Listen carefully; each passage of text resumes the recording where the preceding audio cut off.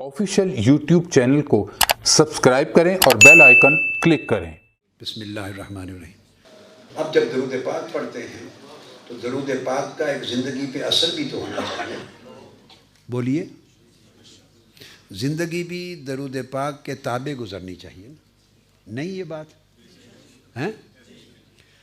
वो ज़िक्र क्या है जो सिर्फ ज़ुबान से लब हिलें, ऐसे जैसे तस्बीह का दाना हिले और ज़ुबान के लब हिलें, और अगर वो मन में नहीं जाता और मन पे असर नहीं करता तो वो तब भी कबूल होगा मगर बरक़ात और समरात कम होंगे। याद रख लें, सिर्फ जो दरूद पाक ज़ुबान हिला के पढ़ता है ना, तस्बीह का दाना गिराता है या नहीं गिराता, लब हिलाता है मगर पढ़ता है अल्फाज दरूद पाक के, उसका भी कबूल होता है।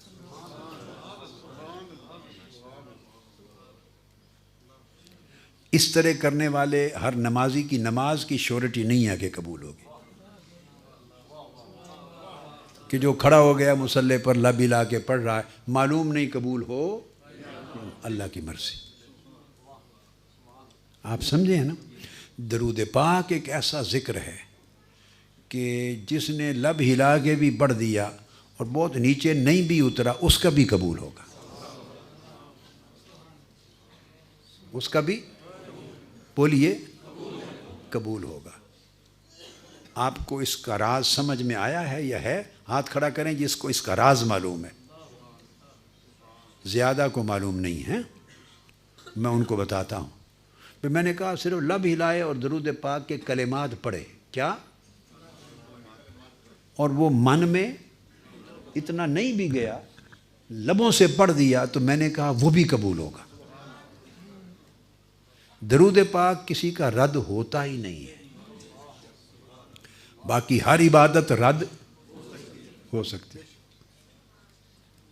यानी को हज करे तो वो नहीं कह सकता कि कतई तौर पे मेरा हज कबूल है। उम्रा करे, नहीं कह सकता कि कतई तौर पे उम्रा। रोज़ा रखे, नमाज पढ़े, खैरात करे, सदका दे, ज़कात दे, कतई तौर पे कोई गारंटी नहीं दे सकता कि मेरा ये अमल कबूल है। सिर्फ एक अमल है दरूद पाक, ये जो पढ़े वो गारंटी है उसकी कि कबूल है। अब इसका राज समझना चाहते हैं आप? बोलिए।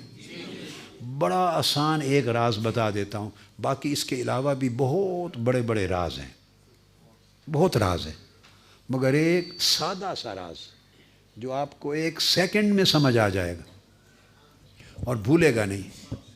वो क्या कि ये रद्द होता ही नहीं कि आप पढ़ें दरूद पाक, अल्लाहुम्मा सल्ली अला सय्यिदिना मौलाना मुहम्मद। अब पहले लफ्ज़ क्या हैं?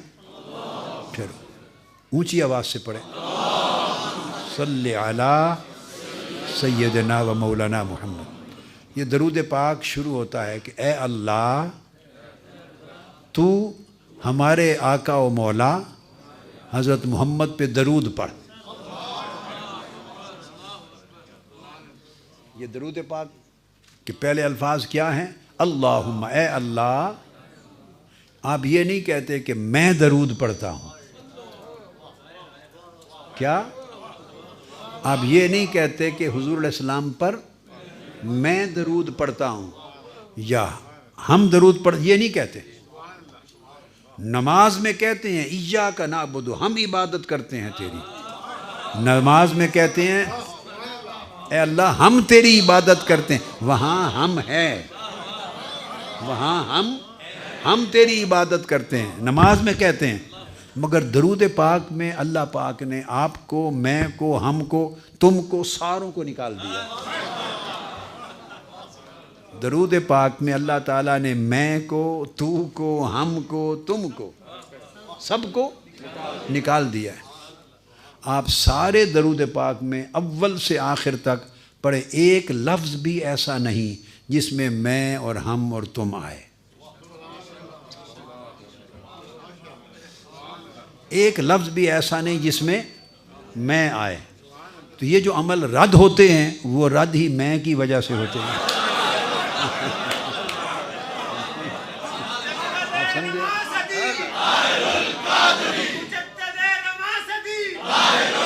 اب دیکھو نا، یہ جو عمل قبول نہیں ہوتے، یہ جو عمل قبول، کون سی شے ہے جو انہیں قبول ہونے سے روکتی ہے؟ وہ کیا ہے؟ میں ہی ایک چیز ہے جو کسی بھی عمل کو قبول ہونے سے روکتی ہے۔ اپنے محبوب پر درود پاک کے عمل میں سے اللہ پاک نے میں کو خود نکال دیا۔ جس نے قبول ہونے سے روکنا تھا وہ ہے ہی نہیں اس میں۔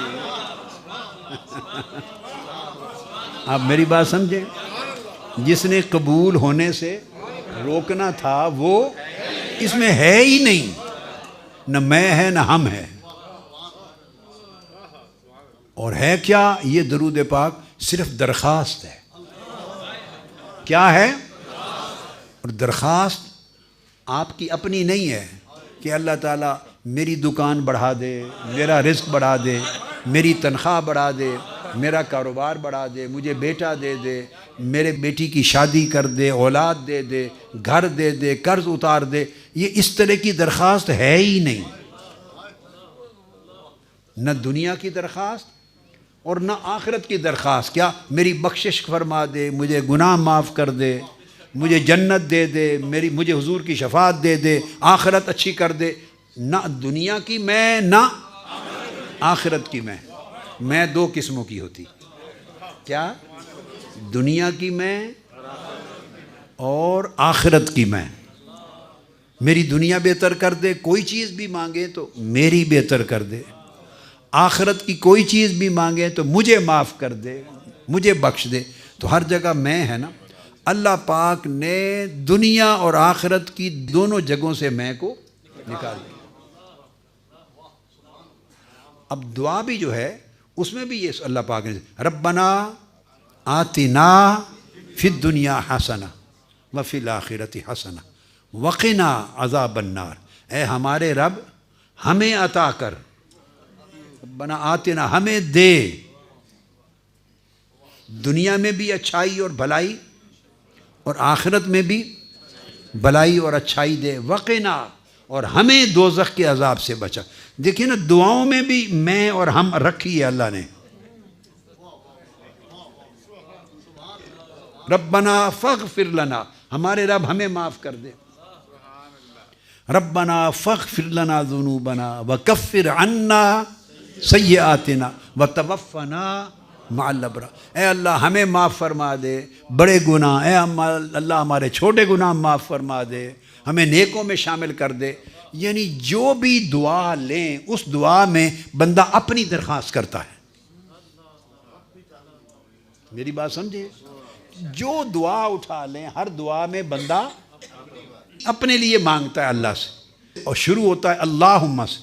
درود پاک ایک ایسی دعا اور درخواست ہے، اس میں بندہ اپنے لیے کچھ مانگتا ہی نہیں، اپنے لیے سرے سے مانگتا ہی نہیں ہے۔ رد کہاں سے ہونی ہے؟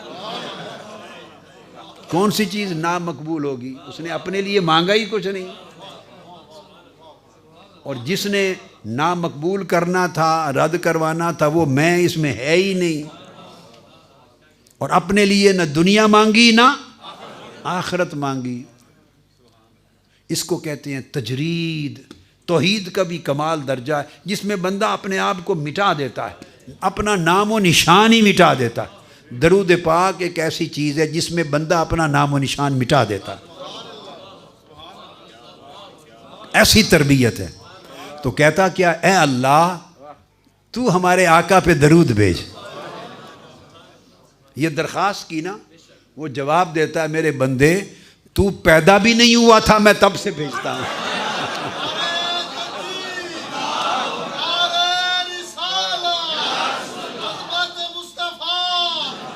تو جب بھی درخواست کرتے ہیں اللہ قبول کرتا ہے۔